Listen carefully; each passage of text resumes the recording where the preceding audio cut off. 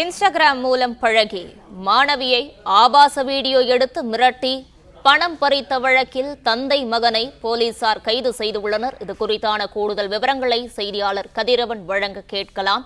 வணக்கம் கதிரவன், இது குறித்தான கூடுதல் விவரங்கள் என்ன, பதிவு பண்ணலாம்?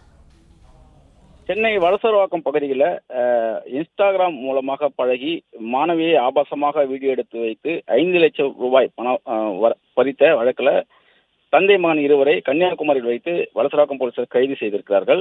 இன்ஸ்டாகிராம் மூலமாக ஏற்பட்ட நட்பால் இந்த மாணவி கடந்த சில மாதங்களாகவே தொடர்ந்து தொல்லைக்கு உள்ளாகி 5 லட்சம் ரூபாய் பணத்தை இழந்திருப்பதும் போலீஸ் விசாரணையில் தெரிய வந்திருக்கிறது.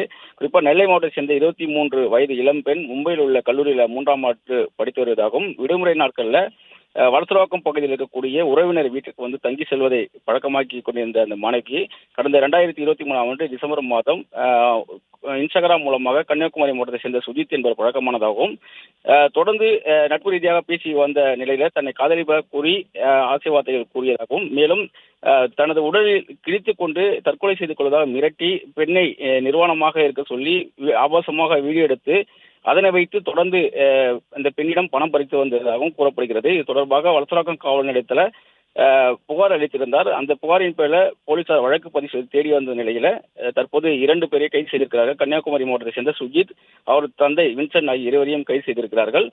குறிப்பாக 5 லட்சம் வரை ஏற்கனவே பணம் தங்க நகைகளை கொடுத்து ஏமாந்த நிலையில மீண்டும் 50,000 கேட்டு மாணவி மிரட்டியதாகவும், இல்லை என்றால் ஆபாச வீடியோக்களை இன்ஸ்டாகிராமில் பதிவிட்டதாக மிரட்டல் விடுத்த நிலையில தான் தற்போது தந்தை மகன் இருவரையும் கைது செய்திருக்கிறார்கள். தந்தையும் மகனும் சேர்ந்து இந்த மாணவியை தொடர்ந்து மிரட்டி பணம் பறித்ததும் போலீஸ் விசாரணையில் தெரிய வந்திருக்கிறது. 2 செல்போன்களையும் வலசரவாக்கம் போலீசார் பறிமுதல் செய்து தொடர்ந்து அவர்களிடம் விசாரணை மேற்கொண்டு வருகிறார்கள். அந்த ஆபாச வீடியோக்களும் அளித்திருப்பதாகவும் போலீசார் தரப்புல தெரிவிக்கப்பட்டிருக்கிறது.